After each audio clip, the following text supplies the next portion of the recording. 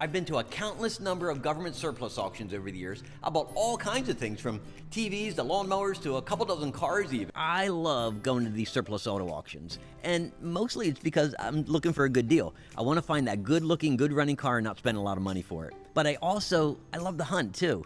You have a field of cars, you go out there and you look them over and you find which ones are the good ones. And thirdly, anytime I get to look at cars and spend time with cars and play with cars, it always makes for a fun day for me.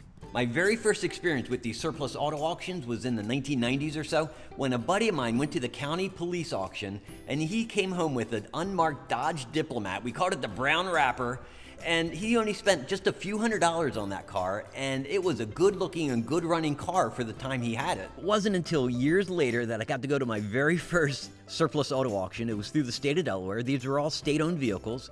I was expecting retired police cars, and yeah, they were there, but I was also very surprised by the variety of other cars and everything you can imagine, from pickup trucks to cargo vans to handicapped vans to plain old four-door sedans too. The primary reason you go to these surplus auto auctions is to find a good deal. And I'm going to tell you, yes, they are there. It's possible.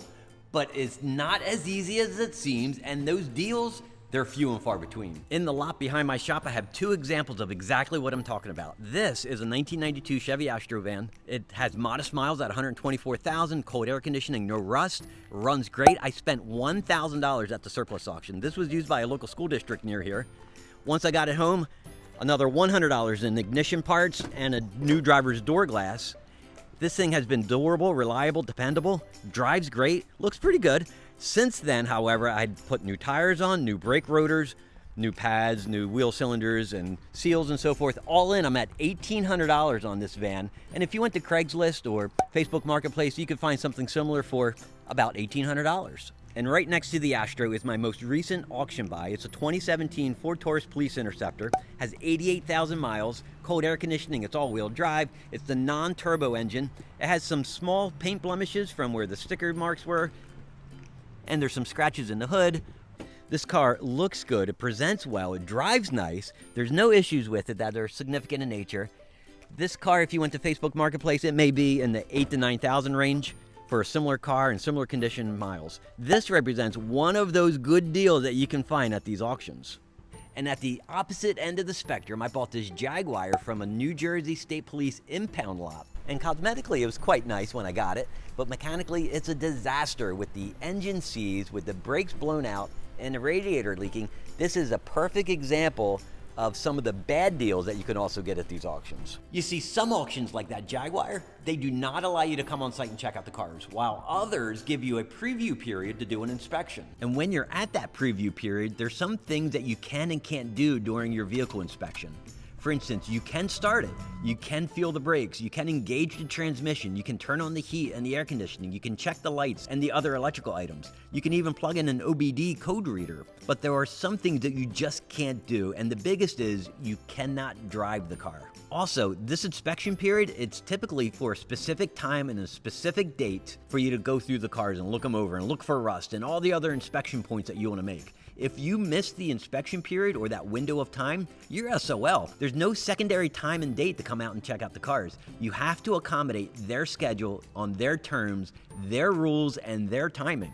And because you can't drive these cars, you have no idea how the transmission shifts, how good the brakes are. And so the price that you pay has to compensate for the level of risk and your risk tolerance on buying these cars without doing a full inspection on them. When I go to these auctions, there are typically 30, 40, 50 cars there on the lot. And that sounds like a good number of cars, but really there's a bunch of different categories that these vehicles fall under. Some are trucks, buses, vans, some don't run, some are in lousy condition with bad paint or rust, some are just a disaster to begin with that you wouldn't even consider spending money on. So the potential pool of cars that you would even consider bidding on gets smaller and smaller, and it takes many months, many trips to the auction to understand the selling prices, to see the volume of cars that you're interested in, to find those certain cars that you're looking for that level of value and that good deal, because you don't want to pay retail given the level of risk that you're picking up.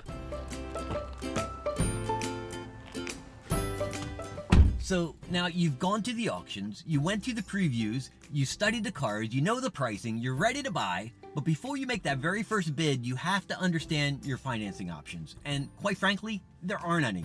These auctions, man, they're cash deal only. A few of them will take a credit card, but for the most part, it's cash, money order, wire transfer, certified check. That's the only way to pay for that purchase you want to make.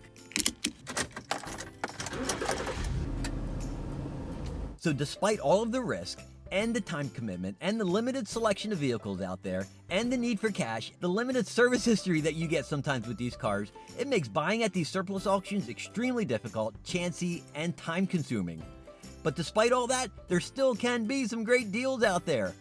Regardless though, anytime I get to go to the auction, it makes for a great time, and there's always a great story to go with it.